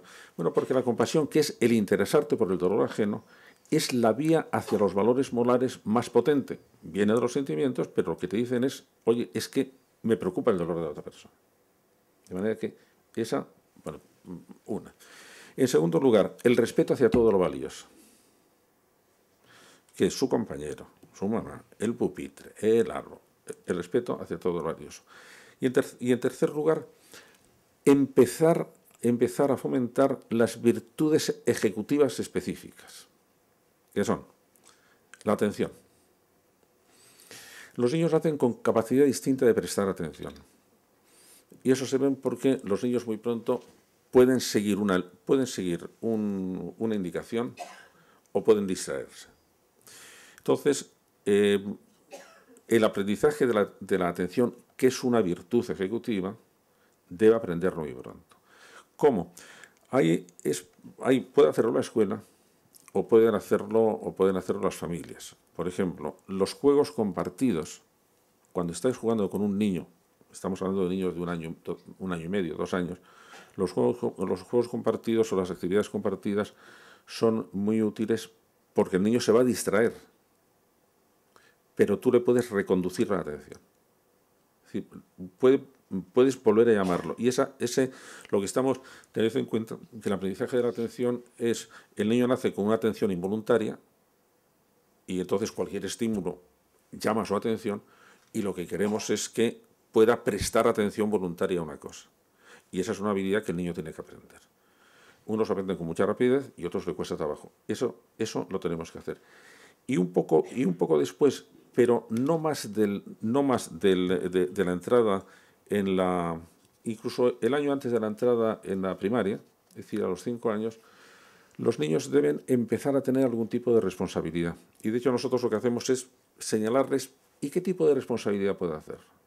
¿De qué les podemos encargar a los niños? El niño lo aceptan bien porque se sienten protagonistas. Puede ser de poner los platos o puede ser... el problema suele ser de parte de los padres porque conseguir que los niños cumplan sus responsabilidades es tan pesado que entonces prefieren hacerlo ellos antes de estar... sí, ya le he dicho que ponga que recoja los juguetes, pero mira, prefiero recogerlos yo porque esto es una lucha. Y sin embargo, ese sentimiento de que el niño vaya teniendo responsabilidades es otra de las virtudes básicas que podéis tener. Y una que a mí me parece importante, los niños, que son genios, hacia los 5 años distinguen muy bien, tienen un sentido de la justicia muy estricto. Y además distinguen muy bien lo que es algo importante, por ejemplo, que se haya hecho daño a un niño, cuando dicen, es que no hay derecho a esto, lo dicen muy pronto. Y distinguen, en cambio, las transgresiones de los reglamentos, sí, me he saltado la fila, bueno, eso no tiene mucha importancia, pero esto sí. Entonces, el sentimiento de indignación, que el niño lo tiene espontáneamente, que es que de repente se cabrea cuando ha visto una injusticia, esa es una virtud que debemos fomentar, porque junto con la compasión son lo que van a permitir la entrada en los valores morales. Podría hablarte de otro que entra ahí, que es el tema de la seguridad en sí mismo. Y ahí sí tenemos muy bien establecidos los periodos. Es decir, durante los primeros 3 años, eso es cuestión de la familia. Y solamente cuando la familia no lo hace, debemos acudir, que es un sentimiento de apego. Es decir, el niño se encuentra acogido en un mundo que no es hostil. Y esa impresión la tienen que dar los padres. Eso es, digamos, la seguridad básica que se prolonga cuando ya entra en la escuela con el sentimiento de que yo soy capaz de hacer las cosas. Entonces, por eso en la escuela sí debemos fomentar, el niño tiene que tener seguridad en que es capaz de hacer algunas cosas. Eso el niño nos lo indica, porque todos los niños del mundo, todos, a los 3 años aproximadamente, dicen la misma frase: mamá, mira lo que hago. Mamá, mira lo que hago es muy interesante, porque lo que nos están diciendo es, yo estoy progresando y quiero que me lo reconozcas. Y nosotros debemos seguir esa indicación del niño para convencerle de que es verdad que sabe hacer algunas cosas bien y ingeniárnoslas para que sepan hacer algunas cosas bien. Sobre el apego básico viene después la seguridad en mis capacidades de hacer las cosas, y en el último año de primaria insistimos mucho en que tiene que haber otro tipo de seguridad en sí mismo, el que viene de la conciencia de la propia dignidad del niño. ¿Por qué? Porque tener conciencia de mi propia dignidad y que conmigo no se pueden hacer ciertas cosas, le va a ser muy útil cuando pase de ciclo y vaya a secundaria. En secundaria se va a encontrar con unos retos diferentes, por ejemplo, la presión del grupo. Y la presión del grupo puede ser buena o puede ser mala. Y entonces tenemos que ponerle que junto a su seguridad básica de a mí me quieren, de mi seguridad ejecutiva, sé hacer ciertas cosas, otra que es a mí se me merece, yo merezco ciertas cosas, o yo no puedo soportar ciertas cosas. Y esas tres son, por la experiencia que tenemos, las que forman una especie de seguridad básica que es necesario. Y así te puedo ir viendo cada una de las cosas. Realmente podemos educar mucho.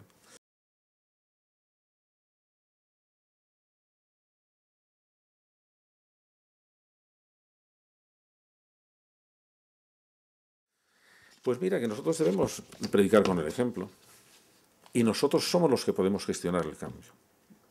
Y para eso, tenemos que empezar a gestionar nuestro propio cambio. Lo que tenemos claro es que el nivel de calidad de un sistema educativo depende del nivel de calidad de sus profesores. Y que eso nos exige saber muchas cosas y saber